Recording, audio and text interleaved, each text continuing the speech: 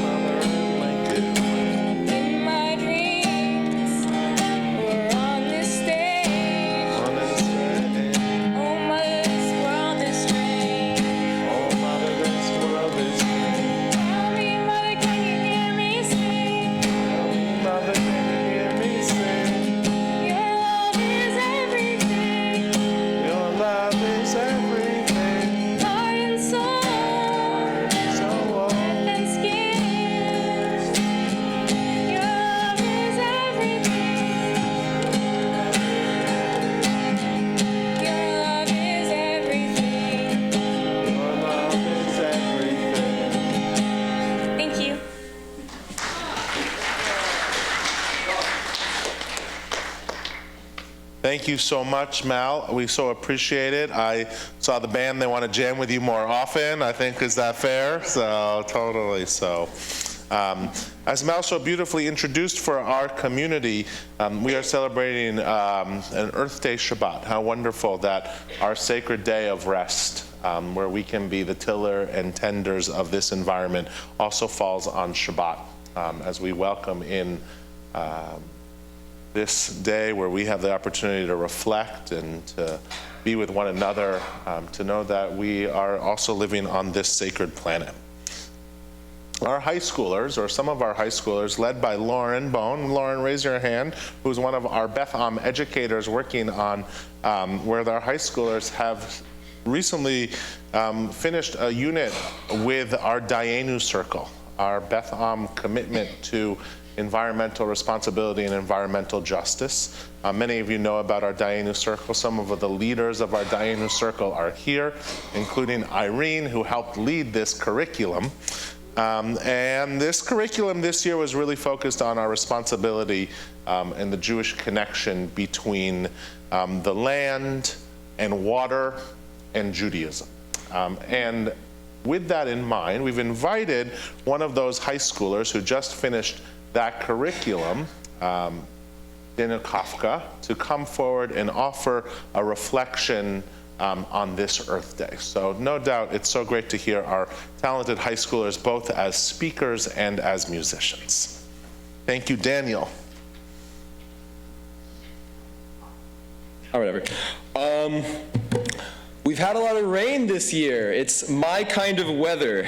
With that, we'll have a lot of growth that will seemingly be abandoned the following years by the floods that birthed them, leaving behind more kindling than we've had in a long while.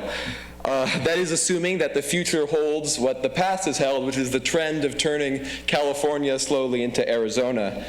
And I could argue it was always a bad idea to build civilization in such an arid climate. Agriculture and stationary life tends to deplete the nutrients of the soil of a land. Egypt, Iraq, Israel used to be much more luscious places before thousands of years of farming, grazing, and housing. But Earth can heal with our efforts. After all, that's what my grandmothers loved to see so much with the regreening of the Negev. But most places can't spare that kind of effort at the cost of capital, though. California, like Israel, is not most places. We have the power to manipulate water and wealth to fund such environment-changing projects. But it is easier to turn Bedouin-inhabited desert into fields of green than to turn suburbs into marshlands and farms into prairies. Because people don't like to give up their land, and landowners put up a fight.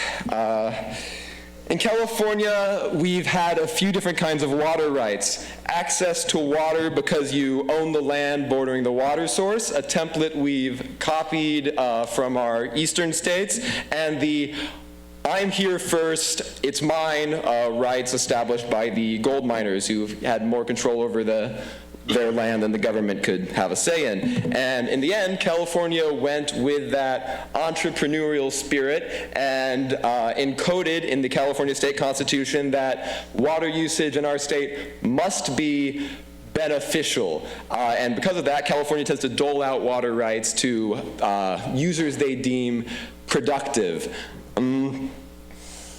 I find that troublesome because beneficial can mean a lot of things, and it seems easy to see how a politician might believe that economic growth is more beneficial than, say, environmental sustainability. And hey, we're a big economy. We grow fruits and vegetables and nuts when we're not exporting software. I learned as part of the Dayenu Circle elective that was offered during our high school programming that California grows 99% of America's almonds and pistachios, the two nuts mentioned in the Torah. And I also learned that nuts take a heck of a lot of water to grow.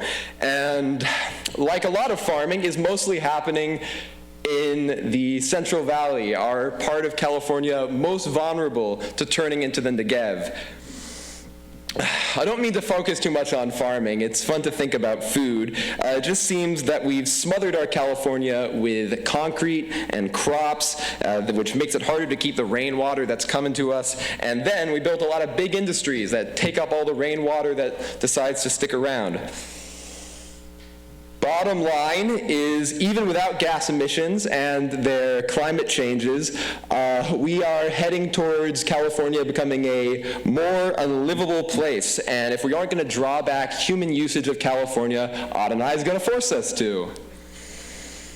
So let's plant some, drought-resistant plants, give chunks of California back to nature, and maybe those native Californians who are so eager to give another chance at stewardship, and find a way to have our Californian society's well-being more tied to that of the Earth's. Thank you so much for our Dayenu Circle, who I assumed would be standing up here with me. Could anyone active in any kind of Dayenu Circle thing, stand up for me, please?